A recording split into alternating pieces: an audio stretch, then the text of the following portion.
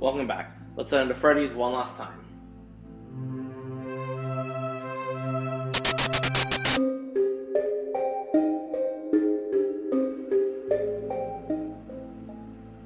So, for our final time at Freddy's, I figured we'd talk about the very thing that got us here in the first place, the timeline. So I plan to give a brief explanation about when the games take place and less about the actual events in those games. I'll be mainly covering the main games and the mini games that contain lore, as well as some known events. Now, I'll be mainly focusing on the Clickteam Era games, that'd be FNaF 1 through 6, because those games have the most controversy, but I will still cover the Steel Wool games. So before we get into the timeline, I do want to point out FNaF's actually had two timelines. There's the original timeline, which features games 1 through 4, which is commonly referred to as Dream Theory. I do believe that was Scott Cawthon's original intention before he started adding on to them and continuing. Now, I do believe that Scott Cawthon's actually mentioned a retcon in his series, and I believe that he's referring to taking it from the Dream Theory to being the modern timeline that it is now. If you do want to know more about Dream Theory, the Game Theorist did a video on it called FNaF, The Clue That Solves Five Nights at Freddy's. Now, onto the timeline. So before we get into any of the main games, there are a few events we know of that happened before. So at some point around or before the 1970s, we have Fredbear's Singing Show. Then in 1970, we have the Fall Festival of 1970. The next event is opening the restaurants. In 1979, Fredbear's Family Diner opens, and then in 1983, the first Freddy Fazbear's Pizza opens. And this will lead us into the first minigame.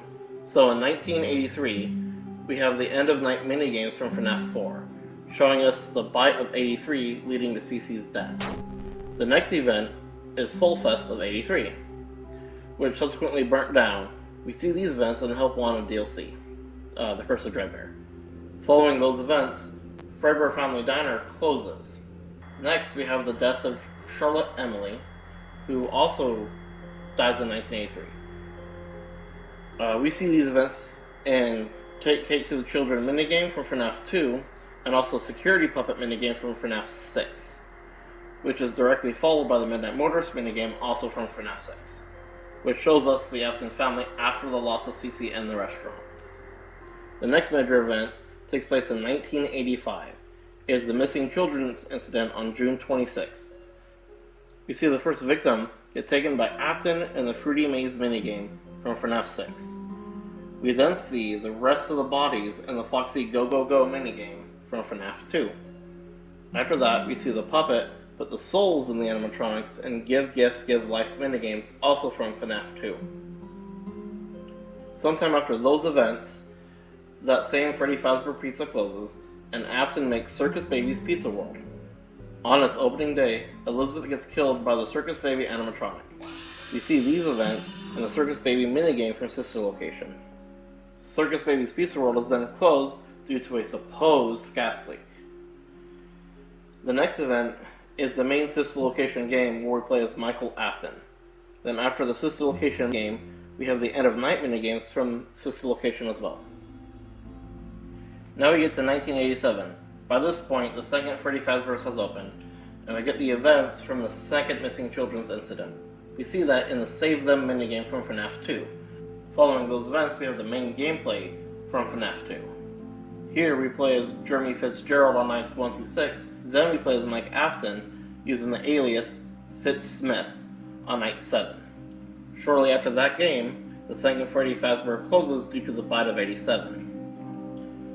Sometime after the second Freddy Fazbear Pizza location closes, a third Freddy Fazbear Pizza opens. In 1993, we get the events of the original Five Nights at Freddy's, where we play as Michael Afton using the alias Mike Schmidt. After this game, we get the End of Night minigames from FNaF 3, showing Afton gets spring-locked. Shortly after that event, the third Freddy Fazbear closes. At some point after that, we get the main gameplay from FNaF 4, where once again we're playing as Michael, but this time we're in his nightmares. 30 years after the events of the first game, Fazbear Frights opens in 2023. This is where we get the main gameplay from FNaF 3, where once again we play as Michael Afton, and he even leaves his security logbook for us to find. This is where the Happiest Day minigames from FNaF 3 take place. Following those events, FNaF 6, or Freddy Fazbear's Pizzeria Simulator, takes place. Once again, we play as Michael Afton. After those events, we have the Ultimate Custom Night, where we play as William Afton being tortured for his sins in his own kind of hell. Now we skip forward to the late 2020s, sometime around 2027 through 2029. And we have the events of Help Wanted and Help Wanted's DLC, The Curse of Dreadbear. Then around the same time, to maybe a little after, we have the AR game Special Delivery and its DLC, The Dark Circus Encore. Next we have Security Breach, taking place in 2035, followed by Help Wanted 2 and Security Breach's DLC, Ruin, in 2036. Now there are a few events I'd like to talk about their placement and why I put them there before I end this video. Starting with Fall Festival of 83. Firstly, I placed these events after Cece's death and before Charlotte's death, mainly because with the amount of things happening in 1983, it just fits better. I mean, from Freddy getting a TV show, the new restaurant opening, the death of Cece, a fall festival, and the death of Charlotte, it just doesn't leave much time for the story to flow properly. Also, putting it after the death of Cece can give us a possible motivation to who started the fire. Now, I'm not going to get into that now, but if you'd like me to get into it later, I can always make another video on that. The second one I want to talk about is Midnight Murders. It's by far one of the most widely debated minigames of what it means, where it's taking place, when, and who all the characters are. And if you don't speculate too much or make any wide assumptions, you can actually figure out, just using what's in the game and the surrounding games around it, what the events are showing. You can actually see who, what, where, when, and why is in this video game. And those answers are the reason where I put it. Now, if you want, I can make a video on that later on as well. I probably already will, but I don't have time to go into all the smaller details of why I put it there. Thirdly, is the placement of Sister location. So for placement of Sister location, I based it mainly off of Mike, because we know we play as Mike in 5 and 6, and it's implied we play as him in 1, 3, and 4, and part of 2. And we know what year 1, 2, 3, and 6 take place in, so if Mike is the guy fired for smelling bad, and that's due to the events we see in the Sister Location's End of Night minigames, then this would have to take place before 1987. But we also know Circus Baby's Pizza World doesn't open until Fazbear closes. That means it would at least be after 85. So that gives us a small window for the events of this game to take place. Now, I know a lot of people have a problem placing this game before FNaF 1, or more accurately, before the End of Night minigame from FNaF 3. And the two main reasons I can see people that don't want to put it there is because Michael Afton is looking for his father and he can't find him because he's been spring-trapped already. And the other reason is the molten MCI theory.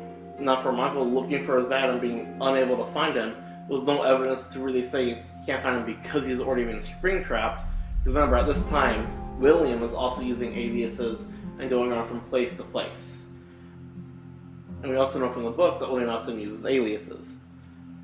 The other theory is the molten MCI theory. I'm not a big fan of that one.